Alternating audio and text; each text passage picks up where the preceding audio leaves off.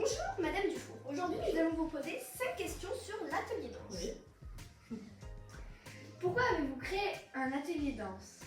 Alors j'ai créé un atelier danse dans le cadre de l'association sportive où tous les enseignants proposent en fait du sport sur le temps de midi.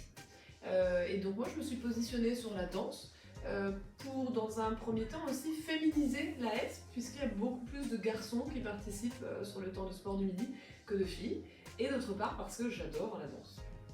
D'accord, alors avez-vous un projet pour un spectacle de fin d'année? Alors je te dirais même bien que j'ai 3 projets.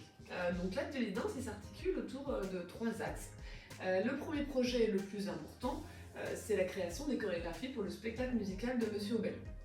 En fin d'année, au Grand Cursal, devant 700 personnes, 2 représentations, donc c'est un gros projet, très beau projet. Et là cette année, j'ai 85 danseuses et danseurs, nous avons quelques danseurs cette année, et nous allons créer 18 chorégraphies, donc ce n'est pas rien. Le deuxième axe, celui qui me plaît même encore plus, c'est de préparer le championnat UNSS de danse. Donc c'est vraiment l'aspect compétition, on va créer une chorégraphie et faire partie de la compétition UNSS. On a pu le faire une seule fois, et c'était avant le Covid et le confinement, donc en 2018, et nous sommes allés au championnat de France. Nous avons eu cette chance-là, et c'était une expérience inoubliable. Et le troisième axe, qui est un petit axe plutôt amusant, c'est la création d'une flash mob pour le Cross Ella en fin d'année. Voilà. Dansez-vous en dehors du collège? Alors, ce qui est rigolo, c'est que j'adore enseigner la danse, c'est peut-être l'activité que j'aime le plus enseigner, c'est celle avec laquelle je prends le plus de plaisir avec mes élèves. Mais curieusement, ça ne fait pas partie de mes spécialités sportives. Donc je ne pratique pas plus, en tout cas la danse actuellement, je pratique d'autres sports, mais j'ai quand même une formation classique petite, danse africaine adolescente, et j'ai découvert la danse contemporaine à l'université, et donc là ça a été une révélation pour moi. D'accord. Et j'ai également aussi, du coup, pardon Mila, pratiqué la danse contemporaine parce que j'ai vraiment eu un fort besoin de me former aussi personnellement, donc de le vivre corporellement.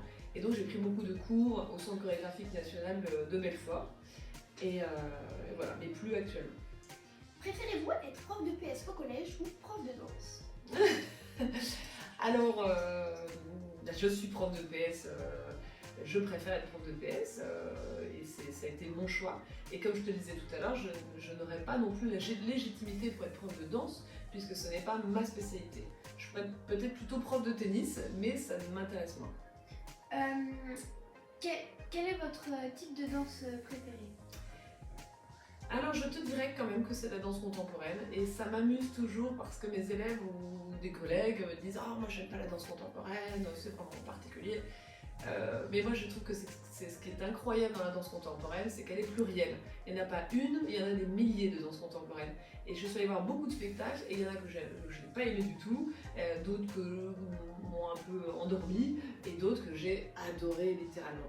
Donc je trouve que chacun peut trouver son plaisir dans la danse contemporaine. D'accord, maintenant que les 5 questions sont posées, si vous êtes d'accord, nous allons vous poser une question bonus. Oula, je suis d'accord.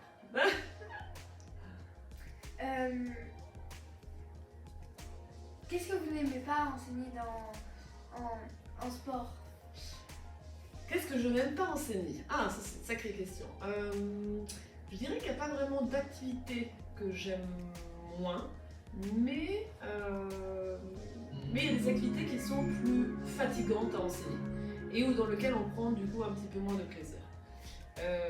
Par exemple, la natation, que je pratique et que j'adore par ailleurs, c'est pas là où je prends le plus de plaisir puisqu'on est dans un environnement très bruyant, que c'est difficile de rentrer en communication avec nos élèves qui sont dans l'eau, donc c'est dur de leur donner des feedbacks en direct.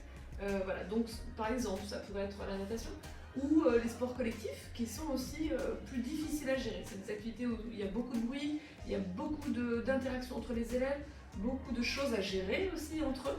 Donc c'est très sollicitant, très fatigant. Je dirais pas que j'aime moins parce que c'est aussi très intéressant, mais plus fatigant peut-être. Merci Madame Dufour. Bonne journée à tous.